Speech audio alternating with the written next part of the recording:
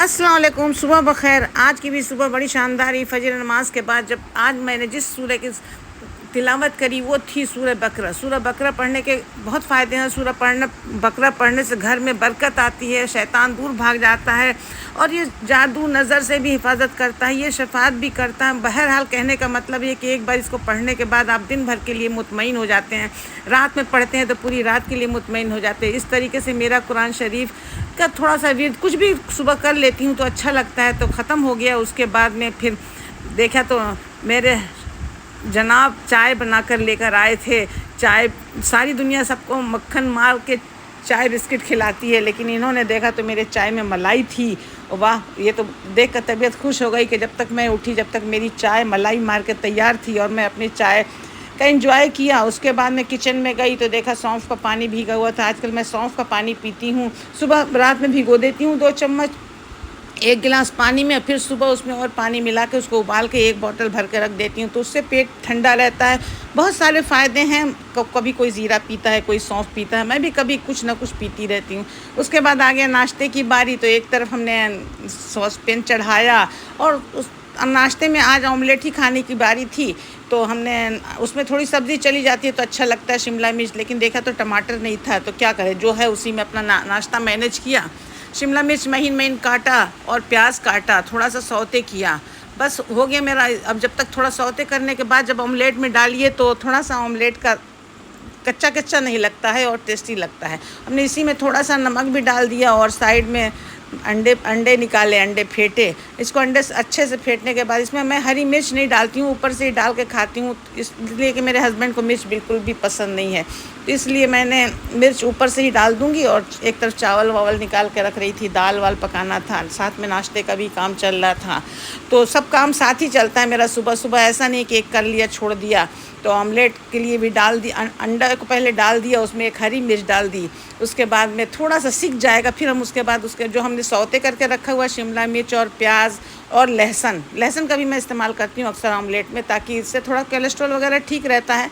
साथ के साथ अगर हम अपनी थोड़ी सेहत का ध्यान देते हैं, खाने को वो देख कर बनाएं कि हाँ हम ये बना रहे हैं, ये मेरे अंदर जाएगा और क्या रिएक्ट करेगा, कैसा फ़ायदा देगा, नुकसान देगा, तो मेरा खाना बहुत ही हेल्दी हो जाता है। हर किसी को अपने खाने में इतना ज़रूर ध्यान देना चाहिए कि हमारे हाथ में जो है और जो मेरी प्लेट में आया है आज, क्या ये मेरे लिए सही है। अगर दिल आवाज़ देता है कि हाँ ये बिल्कुल सही है, तुम खा सकती हो, तो आप शौक़ से खाइए, भर पेट खाइए। लेकिन अगर दिल से ये आवाज़ निकलती है कि नहीं ये तुम्हारे लिए हेल्दी नहीं है, तो बस थोड़ा सा खा लीजिए। खाने के लिए कोई हर खाना, किसी भी खाने की बेइज्जती नहीं करनी है, लेकिन हाँ थोड़ा फ्राइड खाने को थोड़ा कम खाना है। इस तरह से मेरे कम घी का ऑमलेट तैयार हो गया। मैंने 2 ब्रेड लिया और सॉस लिया और एक तरफ चाय उबलने रख दिया। चाय उबल गई मेरी, लेकिन खुद ही वीडियो बना रही थी, देखिए मेरा चाय भी गिर गया। फिर मैंने बहुत संभाला, चाय को किनारे किया, फिर अपनी चाय को तरीके से निकाला और इस तरीके से मेरी चाय भी तैयार हो गई। फिर हमने अपना नाश्ता एंजॉय किया। नाश्ता करने के बाद में फिर आगे किचन में वही जो अपने रोज़मर्रा की ज़िंदगी है उसी को तो करना है, और क्या करना है। सुबह सुबह काम करता है। तो आज हम सोच रहे थे क्या, वही दूध दही मलाई, हर पूरे दिन का यही सब काम होता है।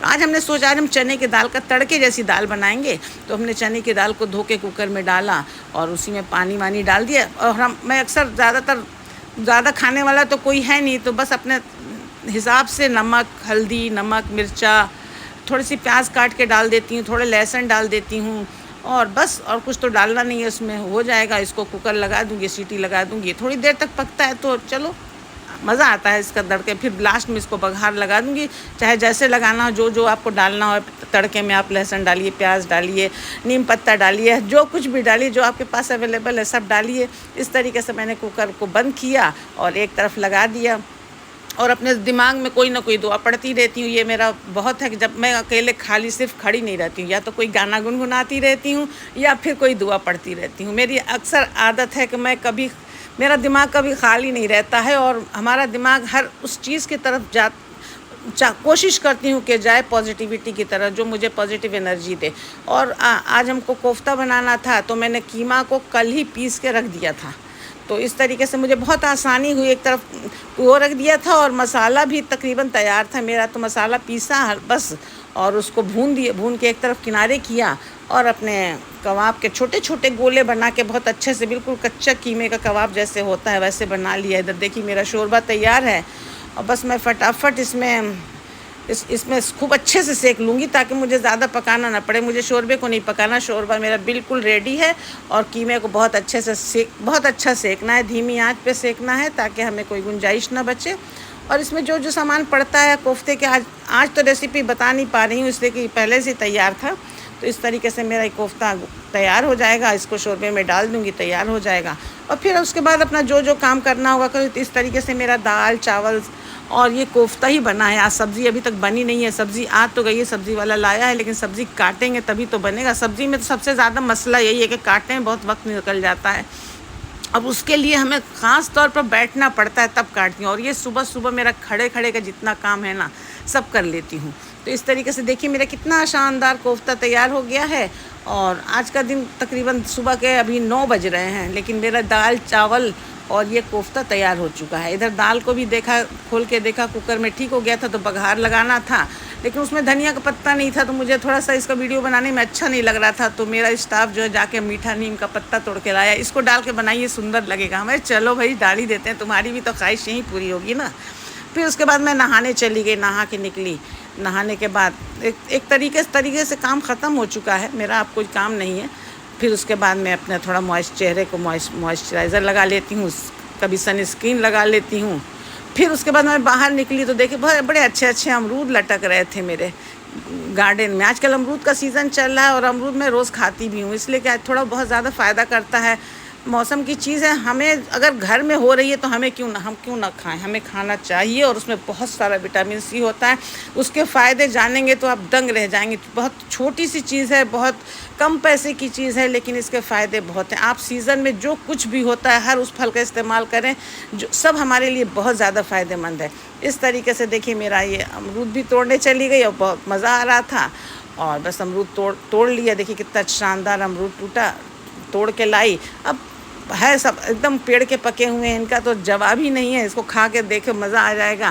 तो इस तरीके से घर के फल का भी मज़ा लेते रहो, घर में कुछ करते रहो, कुछ भी बनाते रहो। मैं भी अपने आप को बिज़ी रखती हूँ। फिर उधर सब्ज़ी वाला आ गया तो थोड़े सब्ज़ी भी ख़रीद लिए।